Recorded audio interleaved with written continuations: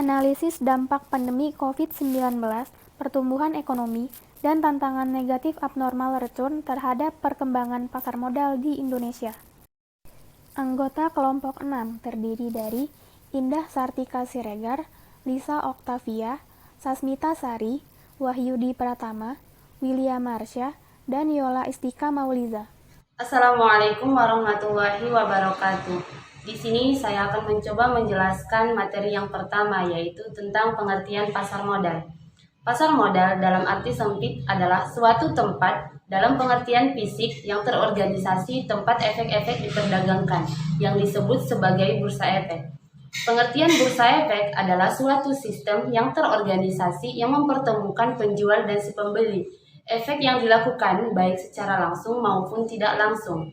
Menurut Undang-Undang Pasar Modal Nomor 8 Tahun 1995, pasar modal didefinisikan sebagai kegiatan yang bersangkutan dengan penawaran umum dan perdagangan efek. Perusahaan pabrik yang berkaitan dengan efek yang diterbitkan, serta lembaga dan profesi yang berkaitan dengan efek. Sekian materi dari saya, selanjutnya yaitu yang akan dilanjutkan oleh Saudari Lisa Oktavia. Selanjutnya, pasar keuangan adalah pasar di mana terjadinya pertemuan antara pihak yang mempunyai kelebihan dana dengan pihak yang mempunyai kekurangan dana. Secara umum, pasar keuangan dibagi menjadi dua, yaitu langsung dan tidak langsung. Saham sendiri merupakan tanda penyertaan atau kepemilikan investor individual ataupun investor institusional dan merupakan trader atas investasi atau sejumlah dana yang diinvestasikan dalam suatu perusahaan. Pasar modal atau yang dikenal dengan pasar saham merupakan tempat pemerintah dan industri dapat mengumpulkan modal jangka panjang dan seorang investor dapat membeli dan menjual sekuritasnya. Manfaat pasar modal bagi emiten yaitu jumlah dana yang dapat dihimpun jumlahnya cukup besar dan dapat diterima sekaligus pada pasar perdana selesai. Tidak adanya kovenan sehingga manajemen dapat lebih jelas dalam pengelolaan dana pada perusahaan. Solvabilitas perusahaan tinggi sehingga memperbaiki citra perusahaan. Kemudian ketergantungan emiten terhadap bank menjadi lebih kecil. Sementara itu manfaat pasar modal bagi investor yakni nilai investasi berkembang mengikuti pertumbuhan ekonomi. Peningkatan tersebut tercermin pada meningkatnya harga saham, memperoleh dividen bagi mereka yang memiliki atau memegang saham dan bunga yang mengembang bagi pemegang obligasi tersebut.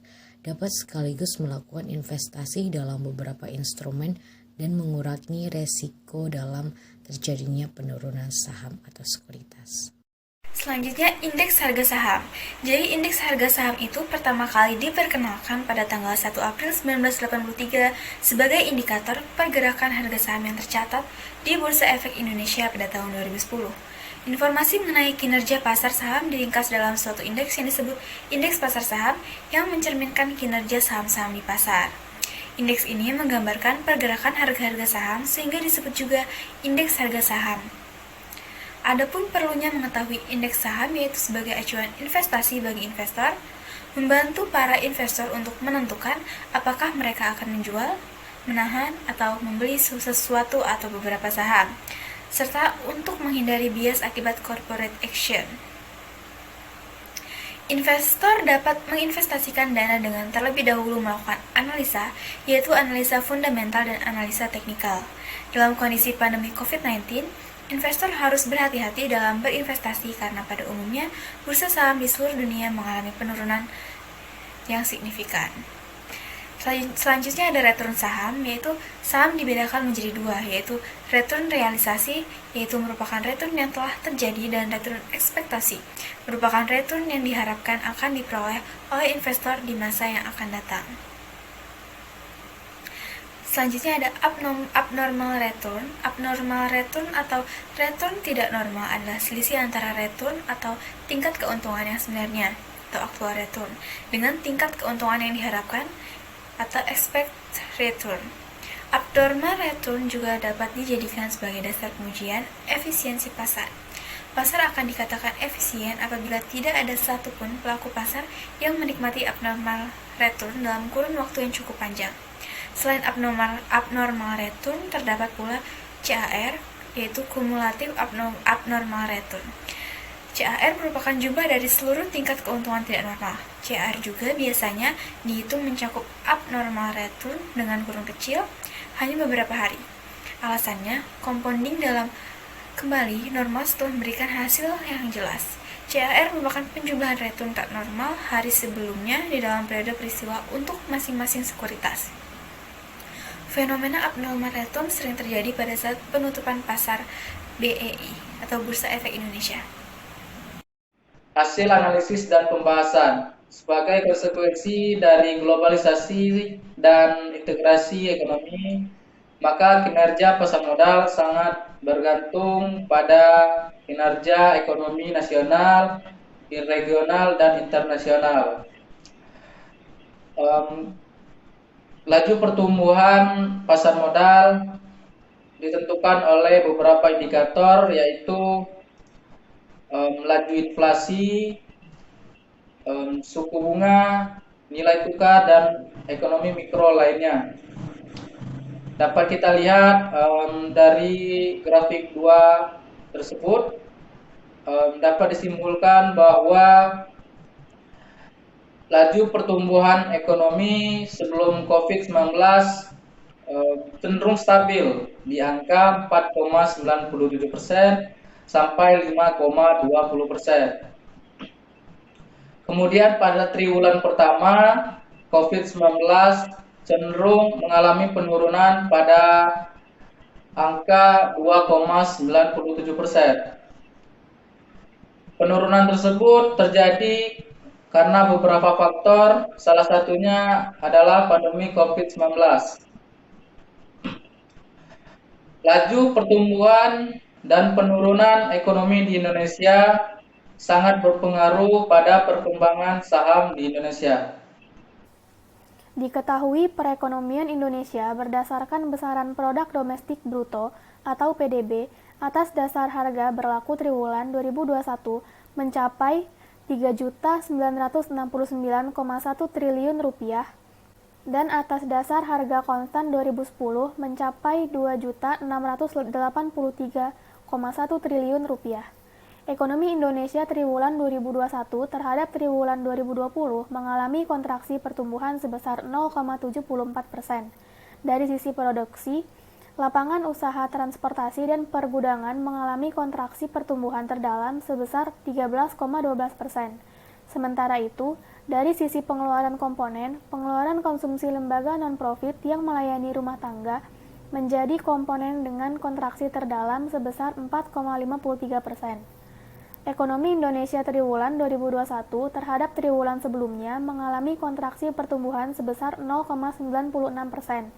Dari sisi produksi, kontraksi pertumbuhan terdalam terjadi pada lapangan usaha jasa pendidikan sebesar 13,04%. Dari sisi pengeluaran, komponen pengeluaran konsumsi pemerintah mengalami kontraksi pertumbuhan terdalam sebesar 43,35%. Perbandingan abnormal return saham sebelum dan sesudah perubahan waktu perdagangan selama pandemi COVID-19 menyatakan adanya pengaruh perubahan waktu perdagangan selama pandemi COVID-19 dibandingkan dengan tahun sebelumnya. Desi Lestari Kusnandar dan Vivi Indah Bintari 2020 menuliskan dari hasil penelitiannya, yakni bahwa adanya reaksi pasar terhadap pengumuman perubahan waktu perdagangan atas transaksi bursa. Hal tersebut menunjukkan para investor tertarik untuk melakukan transaksi di sepasang periode dan merespon peristiwa perubahan waktu perdagangan atas transaksi bursa. Ketertarikan investor menunjukkan reaksi pasar yang mengakibatkan adanya perbedaan yang signifikan sebelum dan sesudah pengumuman perubahan waktu perdagangan atas transaksi bursa. Dikaitkan dengan teori yang ada, yaitu signaling teori menyatakan bahwa ada peristiwa yang dapat memberikan sinyal terhadap reaksi informasi yang ada di pasar. Pada penelitian ini, para investor beranggapan bahwa pengumuman perubahan waktu perdagangan atas transaksi bursa sebagai sebuah informasi buruk yang tidak dapat memberikan prospek perusahaan yang baik di masa yang mendatang. Berdasarkan analisis di atas, dapat dinyatakan bahwa perkembangan pasar modal di tahun 2020 mengalami penurunan. Namun, diyakini di tahun 2021 akan mengalami kenaikan yang cukup signifikan dari laju pertumbuhan ekonomi dan tantangan abnormal return yang tidak lagi memengaruhi perdagangan pasar modal di Indonesia. Hal ini berdasarkan data dari BEI hingga 30 Desember 2020, terdapat 713 perusahaan yang mencatatkan sahamnya di BEI. Jumlah investor yang terdiri dari investor saham, obligasi maupun reksadana sebesar 56% atau mencapai 3,87 juta single investor identification atau SID hingga 29 Desember 2020. Selain itu, berdasarkan catatan BEI per 29 Januari 2021, investor usia muda di bawah 40 tahun mendominasi sebanyak 1.393.000.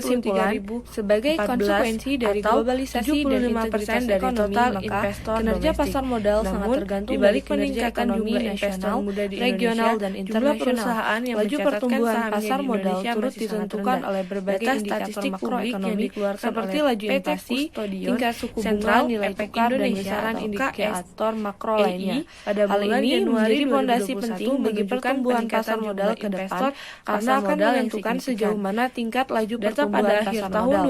Beberapa indikator ekonomi yang berpengaruh terhadap kinerja pasar modal antara lain dari tingkat suku bunga, laju inflasi, dan nilai tukar. Kemudian, di Indonesia sendiri kita ketahui bahwa adanya pandemi COVID-19 ini membuat laju inflasi mengalami pergerakan yang pasif. Pasar modal merupakan pasar untuk bersumber dari BEI 2021. Jangka panjang yang kita akan lihat grafik IHSG mengalami koreksi pada tahun ekuitas saham sebagai imbas adanya pandemi COVID-19 di Indonesia. Grafik 2 sumber BEI 2021. Undang-Undang Nomor 8 dari grafik 2 ini dapat kita lihat bahwa pertumbuhan ekonomi Indonesia pasar modal sebagai kegiatan tahun 2014 sampai 2019 cenderung stabil di angka 4,97% sampai 5,20%. Grafik 3 sumber BPS 2021 diketahui perekonomian Indonesia berdasarkan besaran produk domestik bruto atau PDB atas dasar harga berlaku triwulan 1 2021 mencapai 3.969,1 triliun dan atas dasar harga konstan 2010 mencapai 2.683,1 triliun. Mungkin hanya itu saja materi yang dapat kami sampaikan. Kurang dan lebihnya kami mohon maaf. Kepada Allah kami mohon ampun. Kami akhiri. Wassalamualaikum warahmatullahi wabarakatuh.